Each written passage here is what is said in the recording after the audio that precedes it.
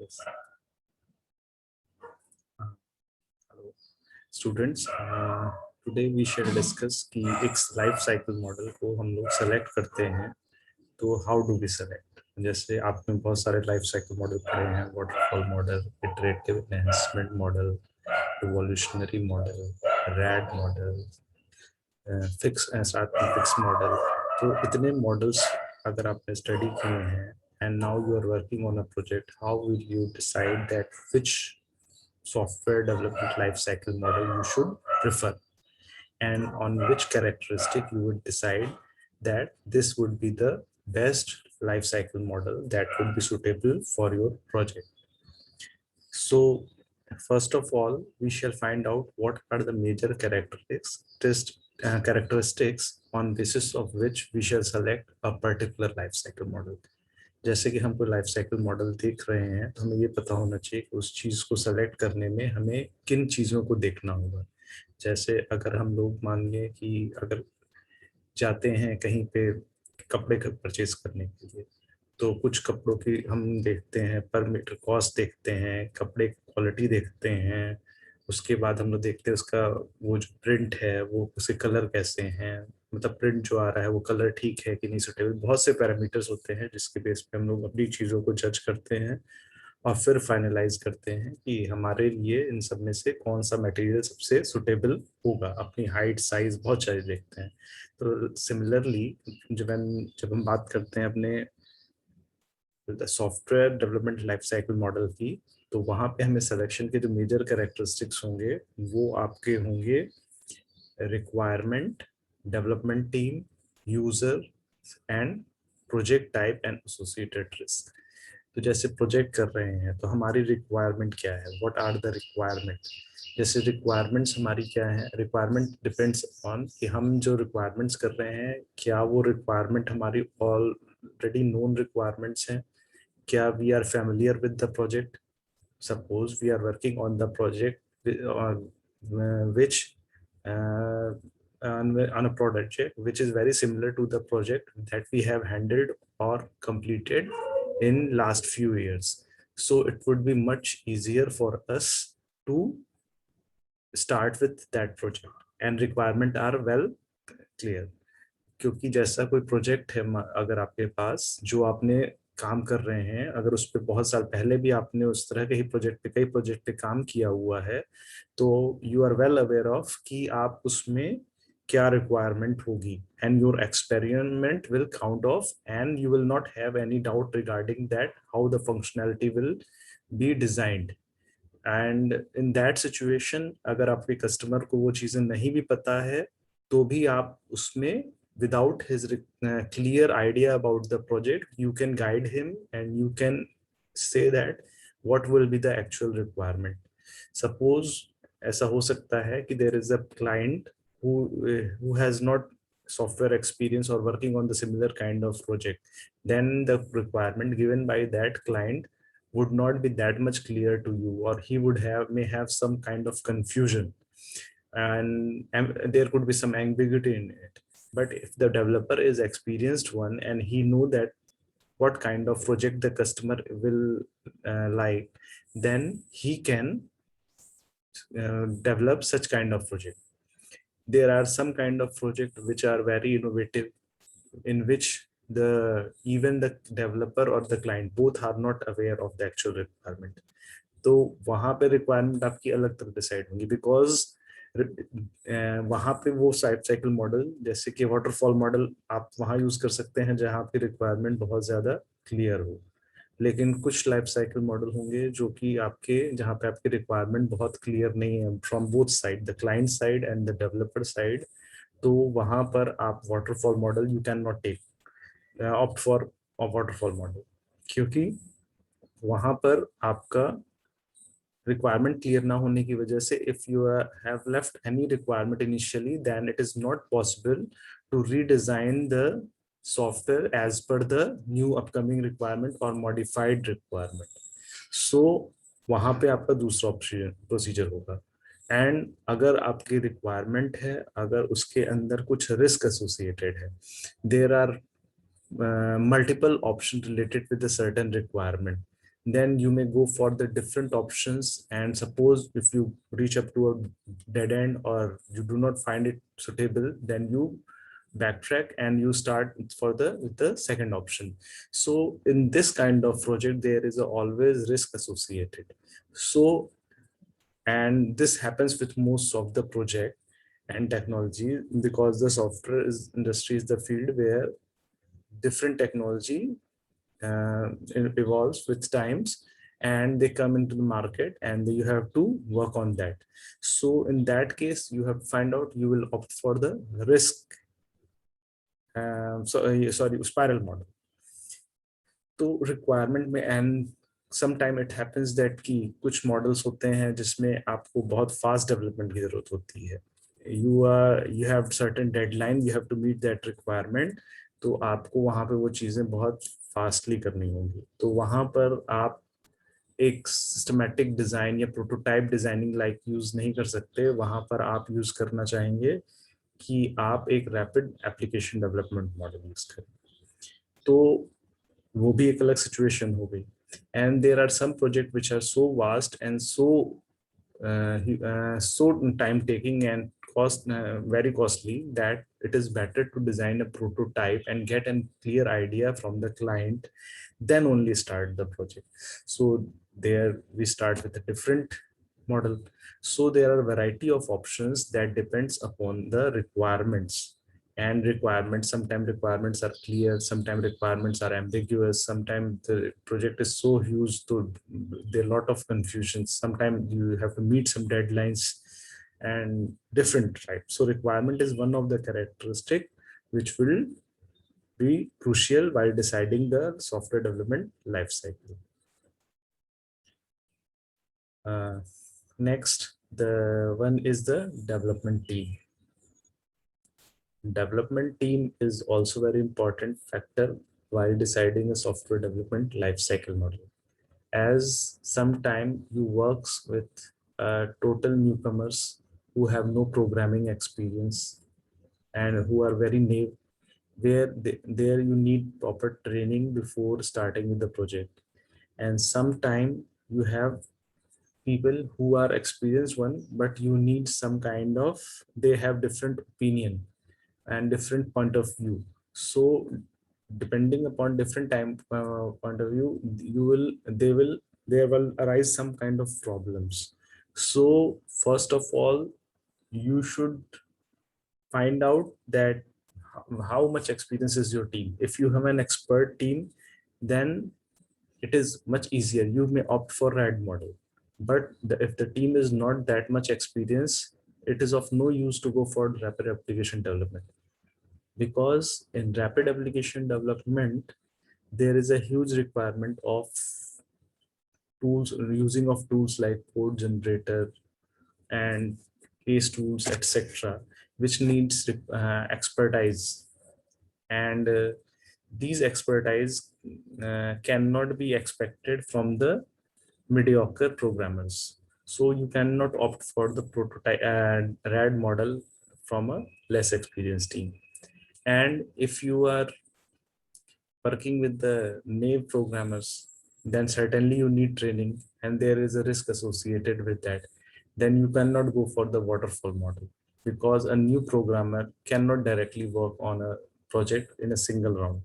So definitely you will cannot go for the waterfall model. There it would be better for you to opt for the spiral model, because in that or iterative enhancement model, because there you may get the chance to modify the product. Because if you have done some kind of mistakes in the previous steps, then you can rectify that. And similarly for the prototype model, there when you start with this subset of the requirement, you design a prototype and you get a feedback. If the customer do not validate, then you rectify that mistake, and this is very time taking procedure. So if you have sufficient time and you have sufficient time and to develop the project, then you may opt for the prototype model, because there the person may get experience by working on the small prototype, which whose codes are thrown away. Okay, so in the when you are less have less experienced team, it would be better for you to do a prototype model. Like in very innovative project or very huge size projects where you lack expert peoples, it would be better to design a prototype, because while developing the prototype you also learn. Yes, it's true that the code is thrown away, but while developing the prototype you get the experience and you can use that experience for building the final project. But in Rad model you do not have sufficient time. You cannot take time to learn, and you need expertise to use the case tools and the some case tools and the other code generator and some different features that are available in the language, and you need to just you need to fastly design the code, so they need expert code developer. So development team is the second important factor. Now the third one is the user. So the user is also a very important feature while selecting software development lifecycle model. As the first, if the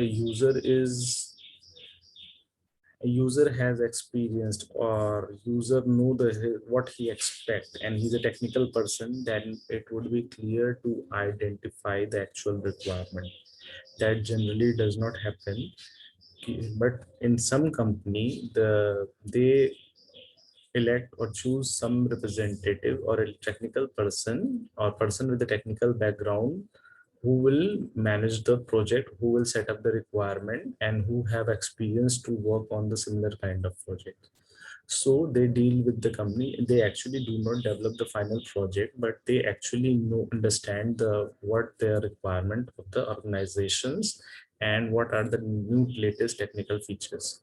So they can better understand the requirement of the company, and they may discuss it with the developer team, and they can explain it in a better. But there are situations in which the client is not experienced. He may tell you that what kind of performance he desire, but he cannot actually specify that.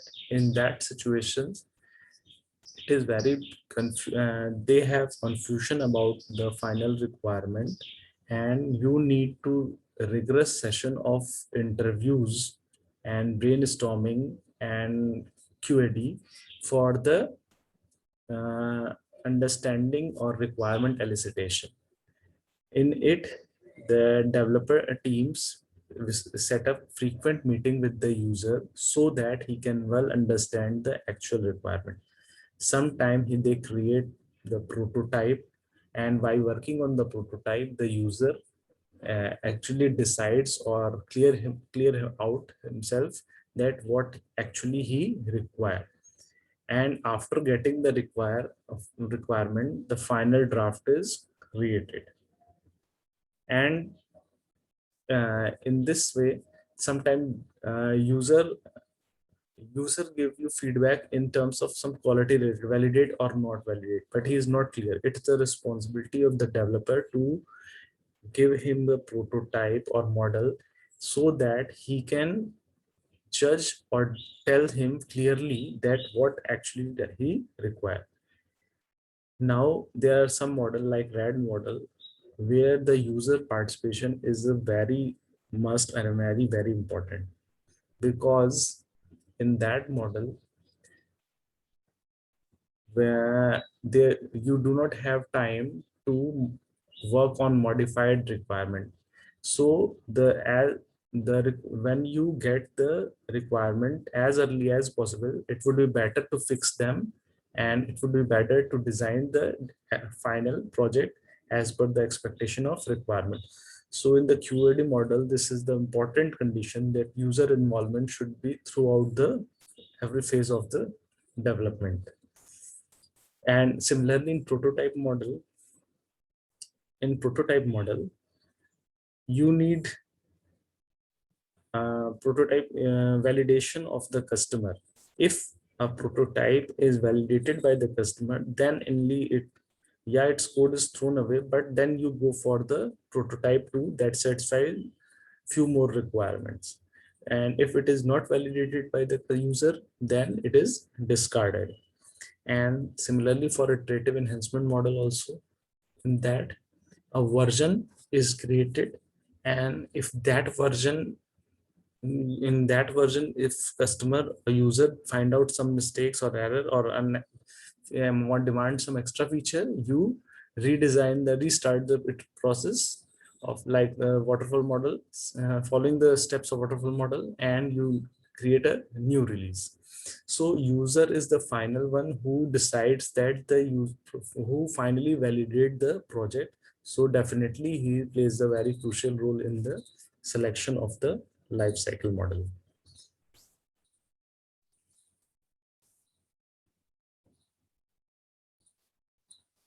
Okay.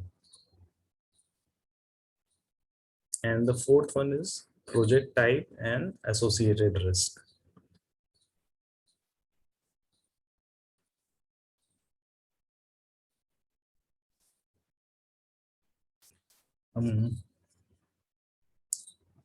The last and the fourth point that is important in selecting a life cycle model is project type and associated risk. Project type is very important, and which kind of project it is.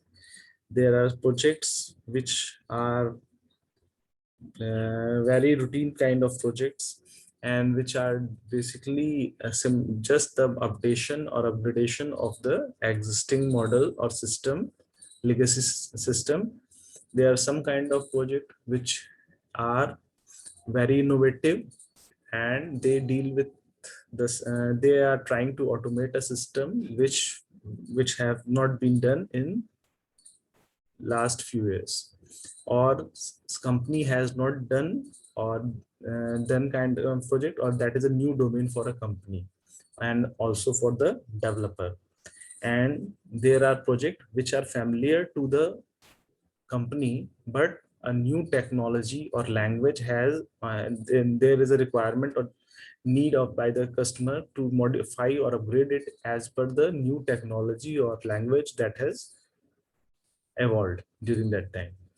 So it is very difficult when you totally change a legacy system to a new platform, because somebody may suppose that he may directly convert line by line code of a project in one language to the corresponding code in another language. It is not possible, because this kind of modularizations is maybe done in some module, like for some critical section, but not the whole of the program can be converted in similar way. Because we know that when we create and convert the line by line one from one language to the other, it creates some kind of error. And when the we consider for a whole system, it become very difficult to integrate all these lines, because every language has different syntax and semantics, because of which it becomes more difficult to find out the error and fix the bugs and error. In comparison to that, it would be better to completely redesign the project. And in some project, there is a risk associated, because in innovative project, when there are various number of alternative and you are developing a commercial application, it is you cannot you have to compete with other, so you have to give the best feature on the project, and for that you cannot ignore any of the alternative.